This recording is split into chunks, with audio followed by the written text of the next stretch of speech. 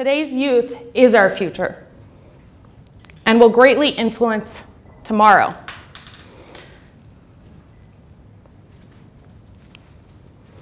We need to prepare them to be critical thinkers, communicators, collaborators, and creators.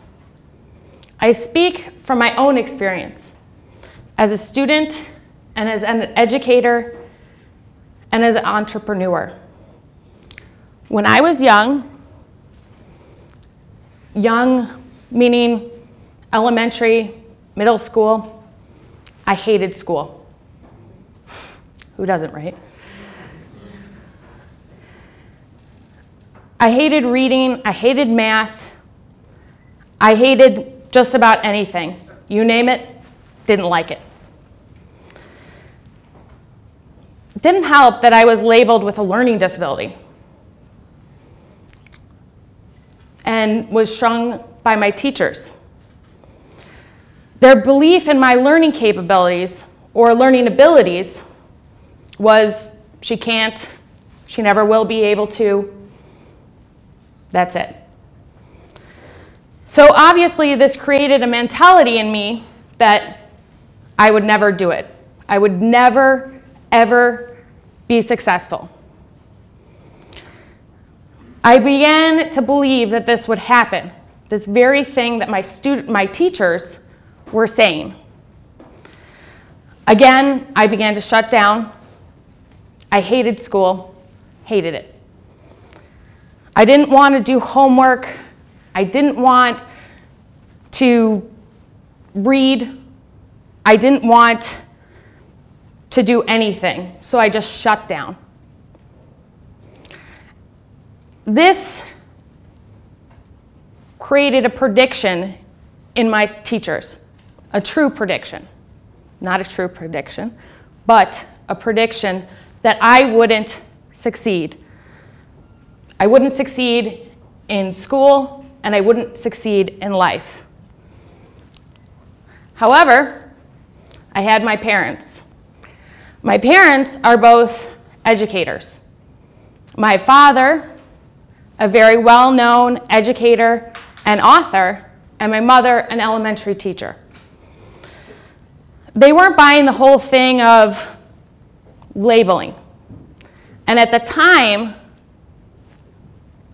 late 80s, they had a strange belief system. My child will not be labeled.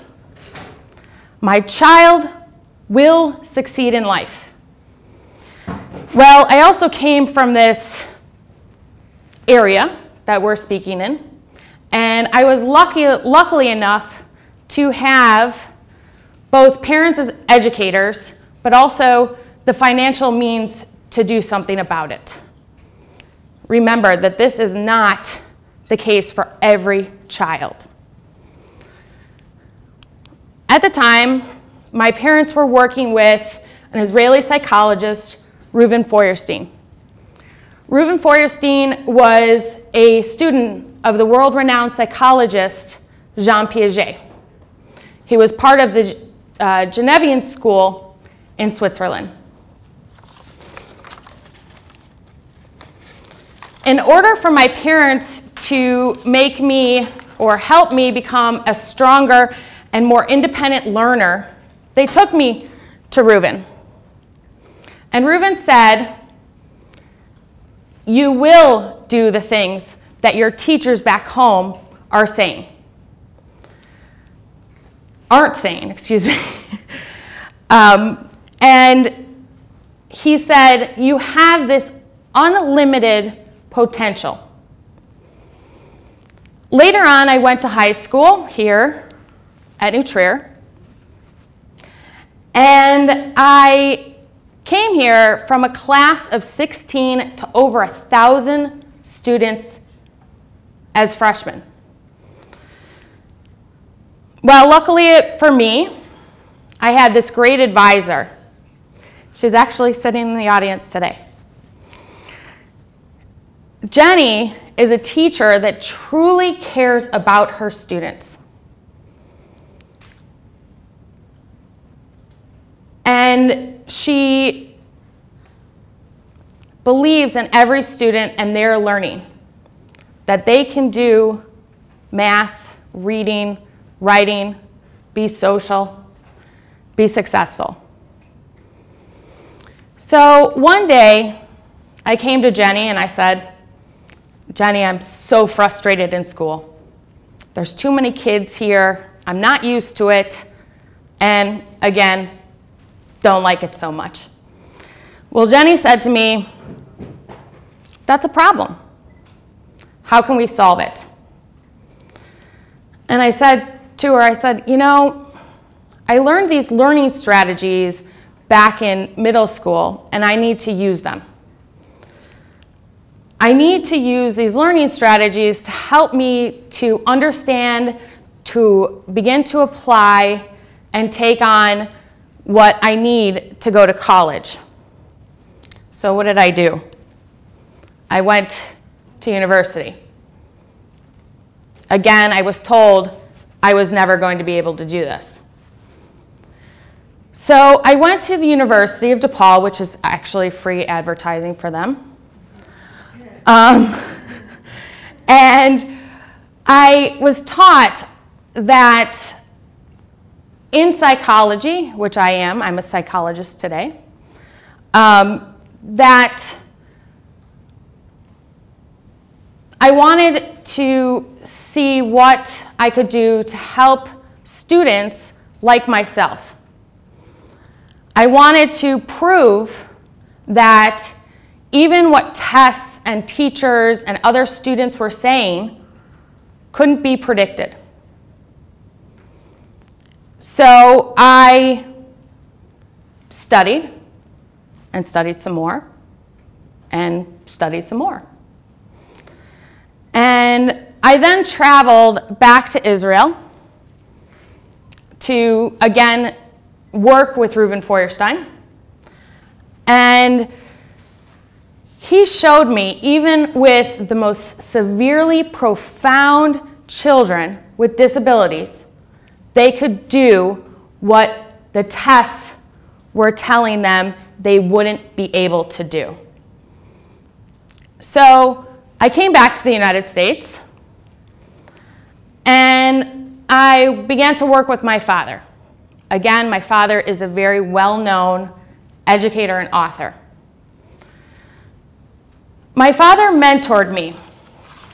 My father mentored me in a way that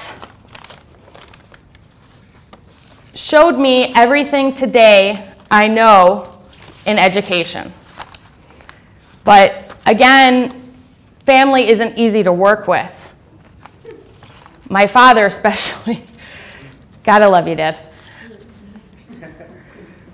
I began to work and implement programs in schools.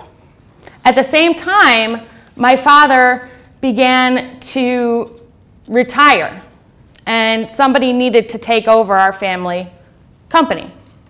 So he said, Kate, I believe in you. I believe that you can run this company. I believe you're smart enough. So I began to work with the schools my father was working with. And we were working with 1 or 2 schools in a district, and here or there, a teacher. Well, I'm a perfectionist, and I said, you know, this isn't good enough. We've got to do more. We have to do more. So what did I do about this? I worked with my team, and we began to build not just a school, but a whole district or districts across the United States. So here's my secret to success. Learn from your experiences. Learn from your support system. Love what you do, and this will create a passion. And always remember, there is no top, no ceiling, no roof. No one can predict how you learn what you can't do and what you can't do. Thank you.